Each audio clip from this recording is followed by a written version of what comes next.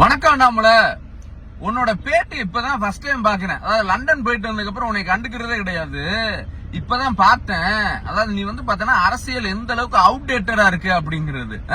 ஏன் நம்மள இந்த செருப்பு போட மாட்டேன் அப்படிங்கிற ஐடியாவை ஏதோ ஒரு புதுசா கண்டுபிடிச்சது மாதிரி நீ சொல்றியா? அண்ணாமல அதிமுகல ஆர்பி உதயகுமார் ஜெயலலிதாவை ஏமாத்துறதுக்கு போட்ட ஒரு இத்து போன ஐடியா எது, நான் செருப்பு போட மாட்டேன் அப்படின்னு. அதை கொண்டு வந்து என்னமோ பெரிய நாவல் ஐடியா மாதிரி சொல்லிக்கிட்டு இருக்கிற. அப்புறம் இன்னொன்னு என்னமோ சாட்டையில் அடிப்பேனா?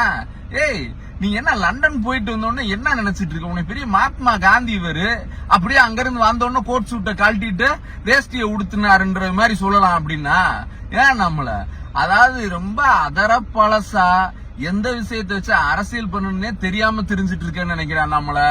அதாவது அமித்ஷா அம்பேத்கர் அசிங்கப்படுத்தின விஷயம், அப்புறம் உங்க அக்கா வீட்டுக்காரரு சிவகுமார் சத்திரப்பட்டி செந்தில்குமார் என்ற பேர்லாம் உன்னோட பினாமி கோடி கோடியா சொத்து சேர்த்திருக்காங்க பாரு. இந்த பிரச்சனைக்கு என்ன பதில் சொல்லணும்னு தெரியாம அதுல நான் கேட்டா செந்தில் பாலாஜி வீட்டுல நான் குழம்பு ஊத்தி சாப்பிடுவேன், ஜோதிமணி அக்கா வீட்டுல ரசம் வாங்கி சாப்பிடுவேன், பொரியலுக்கு குழம்பு வாங்கிக்கிடுவேன் அப்படின்ற ரேஞ்சில் ஒரு தற்கூரி மாதிரி பேட்டி கொடுத்த பாரு. இன்னைய தேதி வரைக்கும் நீ அதுக்கு பதிலே சொல்லல. எந்த அளவுக்கு ஒரு அயோக்கியத்தனம்னா, இந்த அயோக்கியத்தனத்தை மறைக்கிறதுக்கு தான் இன்னைக்கு நான் சாட்டை எடுத்து அடிச்சுக்கிறேன், செருப்பு போட மாட்டேன், என் தொண்டர்களை கூப்பிட்டு. அப்புறம் இன்னும் நீயே உன் தொண்டர்களை அசிங்கப்படுத்துற. என்னன்னா, நான் தொண்டனை கூட்டிட்டு போராட்டம் பண்ணா நாயை தூக்கிட்டு போறது மாதிரி தூக்கிட்டு போறீங்க அப்படிங்கிற. எவனுமே போராட்டம் வந்த தொண்டனை இப்படி அசிங்கப்படுத்த மாட்டேன். அதாவது வீட்டுல உன் கூட 4 பேர் உட்கார்றாங்க பாரு பேட்டி கொடுக்கும் போது, அவங்ககிட்ட கேளு, நிஜமாவே அவங்க வீட்டுல இருக்க லேடிஸ் அவங்களதான் சாட்டையால அடிக்குங்க. ஏன்டா இப்படி ஒரு தற்கொலை பயலுக்கு கூட பின்னாடியே போய்கிட்டு இருக்கீங்களேடா அப்படின்னு சொல்லிட்டு. அண்ணாமலை, எங்க தலைவர் பெண்களுக்கு எதிராக குற்றம் அப்படின்னா உடனடியா நடவடிக்கை எடுப்பாரு. சரியா? நீ இந்தியால வேற எந்த முதலமைச்சரும், ஏன் பிரதமர் நரேந்திர மோடி கூட அந்த துணிச்சல் கிடையாது.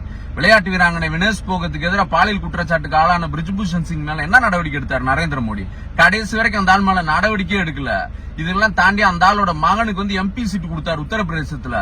அந்த மாதிரி எல்லாம் எங்க தலைவர் செய்ய மாட்டாரு. நரேந்திர மோடி அரசோட நேஷனல் கிரைம் ரெக்கார்டு பியூரோ சொல்லுது, அதாவது இந்தியால சேஃபஸ்ட் சிட்டினா அது சென்னை, தமிழ்நாடு தான் அப்படின்னு. சரியா?